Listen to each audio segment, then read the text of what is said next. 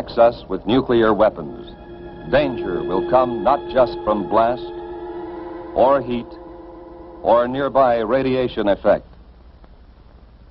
but also from fallout.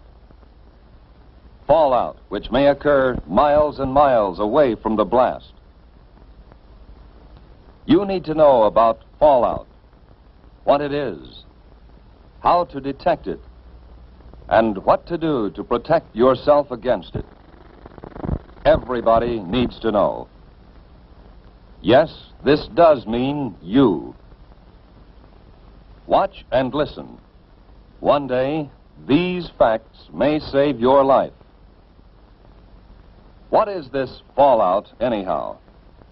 Just bits of radioactive fall out of the mushroom cloud of the nuclear explosion and settle on the ground. These bits of matter can be dangerous. You're exposed to some radiation every day, from cosmic rays or other natural sources of radiation. These exposures are too small to hurt you.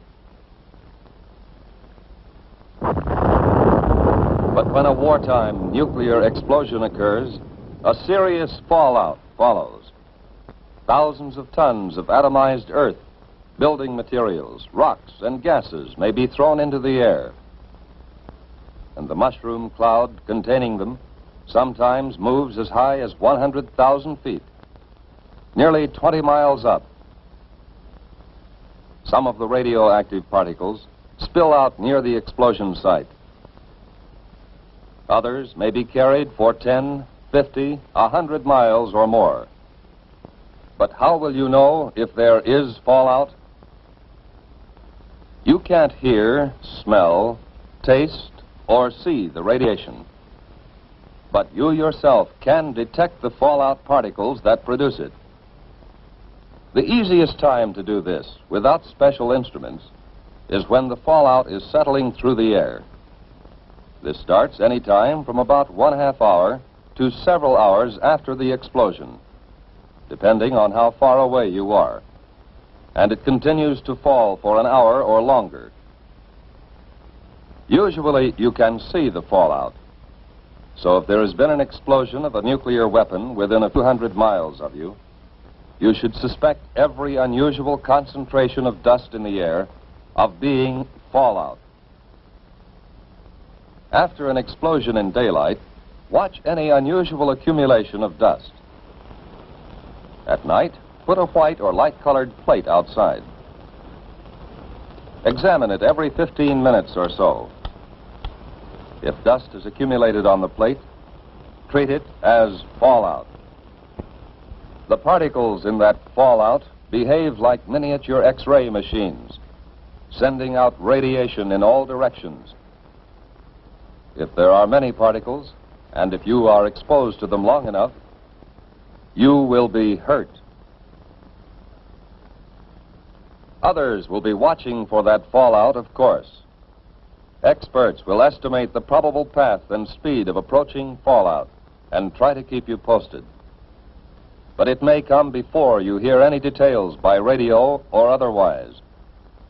You must take precautions, whether you hear their reports or not. If radio stations are operating, you will hear reports, especially on the Conelrad frequencies 640 or 1240 on your AM dial. As soon as it is safe for specially protected crews to get out into the open, these highly trained civil defense radiation detection teams will make a thorough check of radiation levels and characteristics. Those facts will be relayed to you by radio as fast as they come into civil defense headquarters in your area. Information from the radiation monitoring teams will be combined and analyzed by experts manning a central radiation control point. These experts, who know just how fast harmful radiation reduces in force, can predict when it will be safe for people to come out of shelters and resume normal tasks. We have warned that you may have to act before you get any detailed reports. Just what can you do if fallout comes your way? Find the best shelter you can. The more solid substance you can put between yourself and the fallout, the better. But an ordinary frame house with windows closed will give considerable protection. In a house, it's best to get on the floor, away from doors and windows. Or if you can, find a location with additional walls in the center of the building. A basement is even better if the house has one. Large buildings, such as apartment or office buildings, give good protection. The thick, heavy masonry of their walls and floors makes it hard for radiation to get through. Basements, inside rooms, or corridors on the lower floors are safest. The basement of any house or building will become a good improvised shelter if you block the windows with sandbags and place other sandbags on the floor above the shelter area.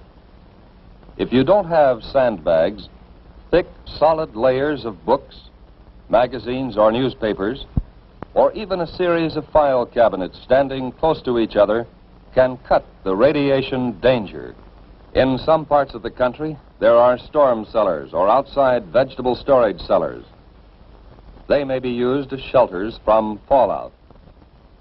If you plan to use such a cellar or your basement or any other shelter, stock it with food and supplies. To equip and supply your shelter area, you need some of the same things you might take on a vacation camping trip. First, sleeping equipment to fit your shelter area. Folding cots or sleeping bags and blankets. Then, food and water. There should be at least a 2-week supply. You'll want plenty of fruit juices and lots of your family's favorite canned foods. The drinking water supply should be rotated often to be sure it's fresh. And don't forget such basic needs as sugar, salt, pepper, and other seasoning that your family ordinarily uses. Now, some equipment. A radio is very important. It should be a battery portable with spare batteries. A transistorized radio is best, as the batteries last longer. Next, you need light in the form of flashlights and a battery-operated lantern. Then, a good first aid kit. Now, plates, cups, silverware.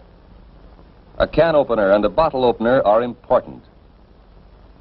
Add to these things enough closed containers to take care of garbage and human waste.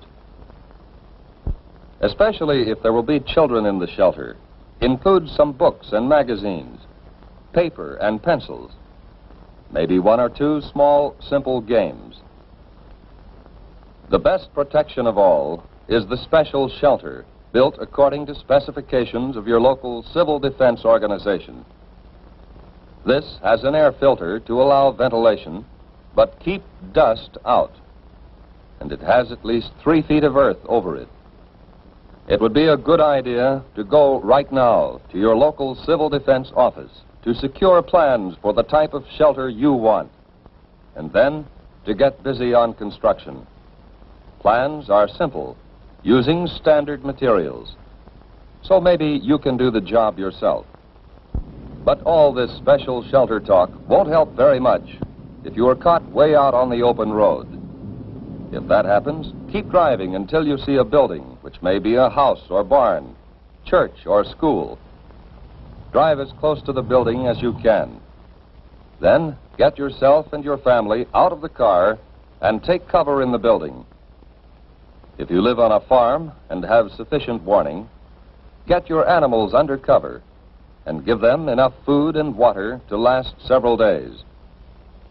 And if you can, cover any piles of hay or harvested crops that may be outside. If the explosion has been some miles away, you will have time to fill tubs and other containers with water before fallout arrives. All locations where outside dust does not penetrate will be safe storage points for water. Whatever kind of shelter you find, settle down and make the best of it. If there are others with you, Help them by being as calm as you can, and don't be discouraged. You can go out for very brief periods if you are well covered and keep the dust off your skin. Wear heavy boots or shoes and pants tucked in or tied around the bottom to keep dust out. If any dust gets on you, brush it off promptly. And when you have a chance, wash it off. That dust can burn your skin. But what happens if you do get exposed to a great deal of fallout? Food or water has been contaminated by the dust. Internal damage may occur. When dust has been left on skin, there will be skin burns. When you have been near dust too long, there may be radiation sickness. Exposure can even cause death. If you have had considerable exposure, you will vomit and grow weak. But after a few hours, this sensation will pass, and by the next day, you may have had the last of it. Even if you have been exposed to excessive fallout, you may eat and drink just as you normally would. But don't force yourself. Whether you have had these symptoms or not, if civil defense radio announcements have said that radiation has been high in your section, keep an eye on your condition for the next few days. Watch especially for these developments in the 2 weeks following exposure. Return of nausea, sore throat, bruise spots developing without any known reason, loss of hair. These conditions, or nosebleed, or diarrhea, should be reported to a doctor or to the nearest first aid station set up under civil defense plans. Unless civil defense teams have warned that your area is still dangerously radioactive, you can get out and work to help yourself and help others. Although fallout can be deadly, your chances of avoiding damage from it are much better if you follow the directions we have given you.